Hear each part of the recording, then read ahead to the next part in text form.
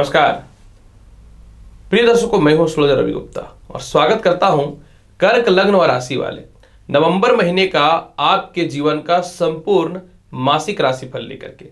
प्रिय कर्क लग्न और राशि वाले, कैसा रहेगा नवंबर महीने का संपूर्ण मासिक राशिफल का हाल और ग्रहों की स्थितियों में किसी प्रकार की कोई अस्थिरताएं अगर होती हैं उत्पन्न, तो आपको कौन सा उपाय करना चाहिए ताकि आपका पूरा महीना हो बहुत ही शुभ और लाभकारी। यह संपूर्ण विस्तृत जानकारी लेकर के मैं आपके समक्ष उपस्थित हुआ हूं। तो चलिए कर्क लग्न और राशि वाले, सर्वप्रथम मैं बताता हूं कैसा रहेगा आपके कर्म क्षेत्र यानी नौकरी और व्यवसाय का हाल। प्रिय कर्क लग्न और राशि वाले, देखिए आपके कर्म क्षेत्र का मालिक जो है वो होते हैं मेष राशि यानी मंगल। और मंगल जो है कंटिन्यू जो है पूरे के पूरे नवंबर महीने में तुला राशि जो इनकी समग्री राशि है इसमें विराजमान होकर के 7वीं दृष्टि से स्वयं अपनी राशि को देखेंगे। सूर्य की अगर चर्चा कर ले तो सूर्य भी जो है 16 नवंबर तक तुला राशि में बैठे हुए रहेंगे और ये भी 7वीं दृष्टि से मेष राशि को, जो इनकी उच्च की राशि होती है, इनको देखेंगे। दूसरी महत्वपूर्ण जानकारी यहां पे यह भी है कि 2 नवंबर से लेकर के 21 नवंबर तक बुध भी कन्या राशि को छोड़ करके अपनी मित्रगत राशि तुला में आकर के 7वीं दृष्टि से कर्म क्षेत्र को देखेगा। जब कर्म क्षेत्र का मालिक या किसी भी राशि का मालिक अगर स्वयं अपनी राशि को देखता है तो इसके प्रभाव में बहुत ज्यादा बढ़ोतरी और तरक्की के रास्ते खुल जाते हैं। यानी आपके जीवन में पूरे नवंबर के महीने में नए नए नौकरी और व्यवसाय के अच्छे अवसर मिलेंगे, सम्मान की प्राप्ति होगी, आपकी ख्याति होगी। जो लोग बहुत दिनों से नौकरी या व्यवसाय को लेकर परेशान थे उनके तरक्की के रास्ते भी खुल जाएंगे।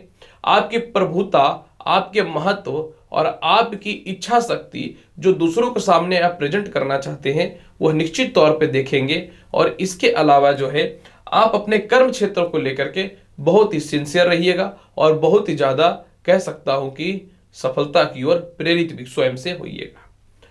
सबसे महत्वपूर्ण बात क्या है कि नौकरी व्यवसाय का भी कुछ अवसर उत्पन्न हो रहा है। बिल्कुल, गुरु और शनि 7वें घर में बैठा हुआ है और सूर्य जो है द्वितीय होकर के नीचस्थ हो रहे हैं। निश्चित तौर पे जब सूर्य 16 नवंबर को तुला राशि को छोड़ करके मित्रगत राशि वृश्चिक में पंचम हाउस में प्रवेश कर जाएंगे तो पंचम हाउस यानी सरकार का, लॉटरी सट्टा शेयर का और द्वितीय का मजबूत हो जाना, मतलब अच्छे अच्छे नौकरी और व्यवसाय में परिवर्तन के अवसर मिलेंगे। और लॉटरी सट्टा शेयर मार्केट में भी निश्चित तौर पे आपको 16 नवंबर के बाद तरक्की के रास्ते खुलने चालू हो जाएंगे। गवर्नमेंट जॉब से रिलेटेड हो, सरकारी ठेका वगैरह से रिलेटेड हो, इन सभी चीजों में तरक्की के रास्ते आपके जीवन में खुलने प्रारंभ हो जाएंगे। विदेश यात्रा की चर्चा करें, विदेश यात्रा का स्वामी बुध जो है वो उच्चगत है और 2 तारीख से 21 तारीख तक ये तुला राशि यानी चतुर्थ स्थान में रहेंगे और पुनः पूरे महीने 21 तारीख के बाद ये वृश्चिक राशि यानी पंचम स्थान में रहेंगे। जब ये पंचम स्थान में रहेंगे तो 7वीं दृष्टि से जो है वृषभ राशि जो इनके मित्रगत राशि है इनको देखेंगे। दूसरी महत्वपूर्ण बात, आय स्थान का स्वामी शुक्र जो है उनकी अगर चर्चा करें तो ये पूरे महीने निश्चित तौर पे 6ठ स्थान में रहेंगे, जो ठीक नहीं है। लेकिन भाग्य का मालिक बृहस्पति अभी तो नीच भंग राजयोग बना करके रखा है, लेकिन ये जो है 20 नवंबर से कुंभ राशि में प्रवेश करेंगे। यानी आपके जीवन में स्पष्ट तौर पर यह साबित हो रहा है कि 2 नवंबर से 20 नवंबर के मध्य में विदेश जाने की संभावनाओं में वृद्धि होगी। लेकिन 20 नवंबर से लेकर के अंतिम महीने के छोर तक विदेशों से एक्सपोर्ट इंपोर्ट और विदेश जाने की संभावनाएं या किसी प्रकार के डॉक्यूमेंट प्रॉब्लम या विदेश जाने में कानूनी परेशानियों से आपको मुक्ति मिल जाएगी। इसके अलावा सबसे महत्वपूर्ण देखिए आय होता है, यानी धन और आय की क्या हाल रहेगी। सबसे महत्वपूर्ण यहां पे देखिए धन कारक सूर्य वो 16 नवंबर तक नीचगत है, हालांकि मित्र मंगल के साथ बैठे हुए हैं।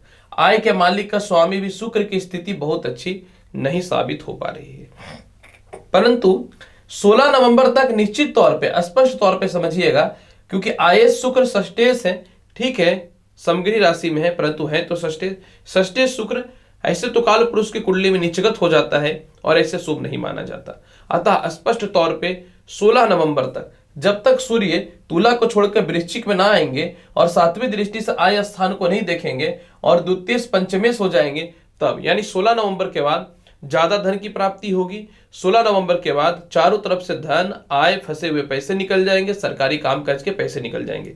यानी 16 नवंबर तक अपने पैसों को बचा करके रखिएगा। 16 नवंबर तक किसी प्रकार का कोई रिस्क मत लीजिएगा, बड़े इन्वेस्टमेंट करने से भी आपको बचने चाहिए।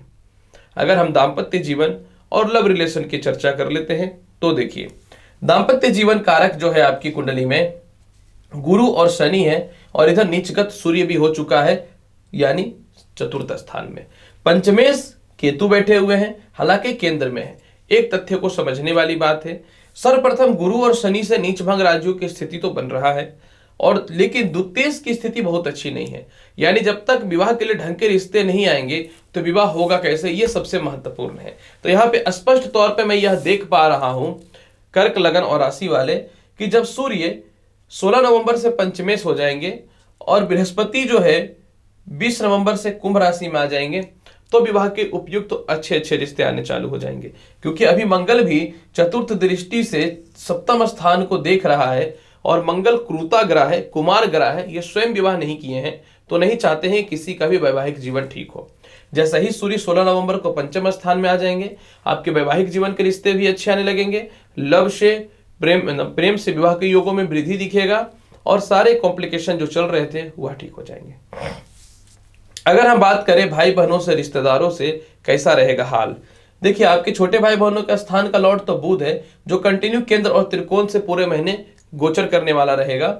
और भाग्य स्थान आय स्थान जो बड़े भाई बहनों का होता है, उसके स्वामी शुक्र जो है वो षष्ठेश हो रहे हैं। तथ्य समझने वाली बात है, छोटे भाई बहनों से तालमेल बहुत ही अच्छा रहेगा पूरे महीने।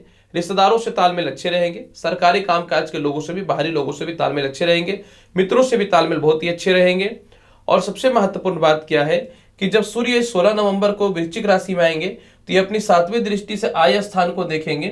जब ये आय स्थान को देखेंगे तो निश्चित तौर पे ये कहा जा सकता है कि बड़े भाई बहनों से भी तालमेल आपके 16 नवंबर के बाद ठीक हो जाएंगे। यानी 16 नवंबर तक अपने भाई बहनों से आपको तालमेल बेहतर बना करके किसी भी सूरत में रखना ही पड़ेगा। कर्क लग्न व राशि वाले, संपत्ति की चर्चा कर लेते हैं और माता पिता से कैसी स्थितियां रहेंगी उसके बारे में चर्चा करते हैं। संपत्ति कारक सूर्य जो नीच का बैठा हुआ है 16 नवंबर तक, हालांकि मंगल बैठे हुए हैं, और 2 नवंबर से बुध भी आ जाएंगे मित्रगत राशि में। यानी पूरे महीने आपके माता पिता से तालमेल बहुत ही अच्छा रहेगा। हालांकि 16 नवंबर तक माता को लेकर के थोड़े से परेशान रहिएगा। पिता कारक मंगल स्वयं जब पिता स्थान को देख रहा है आपकी कुंडली में, तो निश्चित तौर पे जो है, और सूर्य भी पिता के कारक है तो देख रहे हैं, तो पूरे महीने आपके माता पिता से तालमेल अच्छे रहेंगे। संपत्ति की बात अगर करना चाहे, संपत्ति कारक पैतृक संपत्ति कारक बुध तृतीय है, और ये फिर केंद्र में आ जाएंगे। और अष्टमेश जो है वह बृहस्पति जो है वह अष्टमेश शनि वह अपनी स्वयं की राशि केंद्र में है। तो तात्पर्य स्पष्ट तौर पर यही मान करके चला जा सकता है, पूरे महीने आपके जीवन में खानदानी प्रॉपर्टी और खुद की प्रॉपर्टी का लाभ मिल जाएगा। पुराने प्रॉपर्टी बेच के नए प्रॉपर्टी लेना चाहते हैं वह भी हो जाएगा। एफर्ट लगाइएगा, वाहन सुख और संपत्ति में वृद्धि तो दिखते हैं। यानी इस मामले में तरक्की के रास्ते अच्छे हैं। हालांकि 20 नवंबर का खानदानी प्रॉपर्टी जिसमें विवाद चल रहा था उसमें सुधार की संभावनाएं और अच्छी बननी चालू हो जाएंगी। संतान और शिक्षा की स्थितियों को देखता हूं। संतान कारक देखिए अभी केतु जो है विराजमान है, और संतान से सुख के स्थान में शुक्र विराजमान है। शिक्षा का भी यही स्थिति दिखने वाला है। यानी आपके जीवन में 16 नवंबर तक संतान और शिक्षा को लेकर परेशानी रहेगी। 16 नवंबर के तक जो है किसी प्रकार के एग्जामिनेशन में, इंटरव्यू वगैरह में आपका बहुत अच्छा सिलेक्शन होने का नहीं चांसेस मिल सकता है। हो सकता है तो आप डेट को आगे बढ़ा सकते हैं। इसके अलावा 16 नवंबर के बाद जब सूर्य वृश्चिक राशि में आ जाएंगे तो संतान की तरक्की, उन्नति, संतान कंसीव होने से रिलेटेड शुभ समाचार, सभी चीजें आपको जीवन में प्राप्त होंगी। अब मैं चर्चा करता हूं कैसा रहेगा स्वास्थ्य का, और बहुत हद तक थोड़े कर्ज की स्थितियों को भी देख लेते हैं। देखिए शुक्र की स्थिति खराब है, और यहाँ पे गुरु और शनि से भले ही नीच भंग राजयोग बना हुआ है, लेकिन कहीं नहीं तो मंगल की दृष्टि भी है जो बहुत ज्यादा सही नहीं है, और राहु की भी दृष्टि कहीं ना तो कहीं पड़ ही रहा है। इसका तात्पर्य ये हुआ कि आपके जीवन में 20 नवंबर तक थोड़ी सी पेट की समस्या, यूरिन इन्फेक्शन और शुगर को लेकर के समस्याएं रहेंगी। शुक्र पूरे महीने अष्टमे से, यानी स्किन रैशेज की समस्याएं, चेस्ट पेन और गले में टॉन्सिल की समस्याओं से परेशानियां हो सकता है। अतः आपको बच के रहने की आवश्यकता निश्चित तौर पे होना चाहिए। हालांकि 20 नवंबर के बाद स्वास्थ्य में धीरे धीरे सुधार की स्थितियां दिखने को चालू हो जाएंगी, और ज्यादा सुधार तो आपका 16 नवंबर से दिखना चालू हो जाएगा जब सूर्य चतुर्थ स्थान से पंचम स्थान में आ जाएंगे। केस मुकदमा की चर्चा करें तो 20 नवंबर के बाद जैसे ही बृहस्पति कुंभ राशि के अष्टम हाउस में आएंगे, अष्टम हाउस के कारक होते हैं वो, तो केस मुकदमा विजय मिलना चालू हो जाएगा। बेल की संभावनाएं आपके जीवन में बढ़ जाएंगी। प्रश्न है कि पूरे महीने कौन सा उपाय करें। देखिए, पूरे महीने शुक्र तो खराब है, तो लक्ष्मी का चालीसा आप जितना पाठ करिएगा उतना आप बचिएगा। पूरे महीने कोशिश कीजिए ज्यादा सफेद रंग का वस्त्रों का प्रयोग करने का। इसके अलावा हनुमान चालीसा का पाठ अगर करते हैं तो वैवाहिक जीवन में सुधार होगा और दाम्पत्य जीवन में, और इसके अलावा पार्टनरशिप के व्यवसाय में भी सुधार हो जाएगा। नौकरी और परिवर्तन को लेकर के भी दिक्कतें जो चल रही थी वह ठीक हो जाएंगे। 16 नवंबर तक सूर्य को जल दीजिए, और पूरे महीने को बहुत बेहतर बनाना चाहते हैं तो चंदन का तिलक लगाइए। अगर सफेद चंदन मिल जाए तो अत्यधिक उत्तम और लाभकारी रहेगा। तो प्रिय कर्क लग्न और राशि वाले, कैसा रहेगा नवंबर महीने का संपूर्ण महीने का राशिफल मैंने आपके समक्ष तो प्रस्तुत कर दिया है। तो उम्मीद करता हूं कि बताई गई जानकारी से आप पूर्ण रूप में संतुष्ट होंगे। तो अनुरोध है कि आप मेरे चैनल पर नए हैं तो चैनल को लाइक करिए, शेयर करिए, सब्सक्राइब करिए। मिलूंगा अगली वीडियो में और ज्ञानवर्धक और महत्वपूर्ण जानकारी के साथ। तब तक के लिए नमस्कार, अच्छे से रहिए, धन्यवाद।